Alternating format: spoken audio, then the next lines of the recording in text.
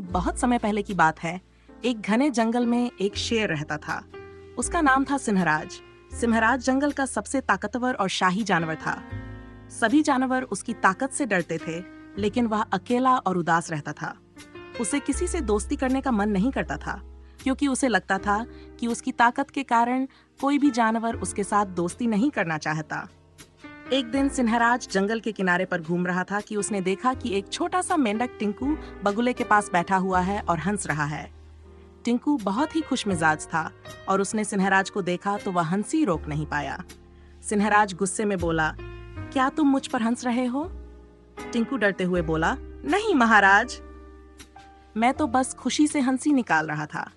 आप बहुत बड़े राजा हैं और मैं तो छोटा सा मेंढक हूँ, मुझे आपसे डरना चाहिए। सिंहराज ने उसकी बात सुनी और सोचा, कभी कोई मेरे सामने हंसा नहीं था। ये मेंढक बहुत अजीब है। फिर सिंहराज ने कहा, तुम हंसी क्यों नहीं रोक सकते?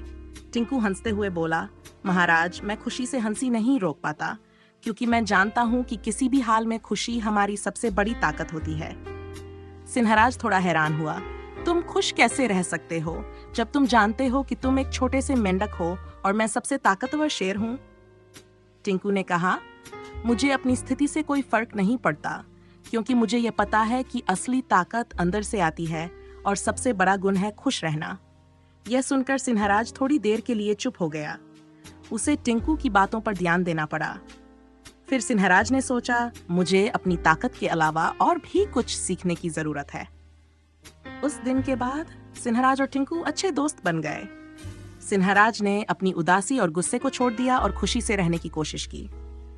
अब वह भी अपनी ताकत का इस्तेमाल अच्छे कामों में करने लगा, जैसे कि जंगल के अन्य जानवरों की मदद करना और सबके साथ मिलकर खुशी से रहना। कुछ महीनों बाद जंगल में एक बाढ़ आई। सभी जानवर डर गए थे और वे किसी सुरक्षित जगह की तलाश करने लगे। लेकिन सिंहराज और टिंकू ने एक साथ मिलकर सभी जानवरों को सुरक्षित जगह पर पहुंचाया। सिंहराज की ताकत और टिंकू की खुशी ने जंगल में सभी को बचा लिया। कहानी का संदेश, इस कहानी से ये सीखने को मिलता है कि सिर्फ ताकत ही नहीं, खुश रहने और अच्छा सोचने से भी बड़ी मुश्किलों को पार किया जा सकता है। खुशी और दोस्ती से हम जीवन को आसान और सुंदर बना सकते हैं। ये कहानी बच्चों को ये सिखाती है कि खुशी और दोस्ती से हम किसी भी मुश्किल का सामना कर सकते हैं। बाहरी ताकत से ज्यादा अंदर की खुशी और सोच महत्वपूर्ण है।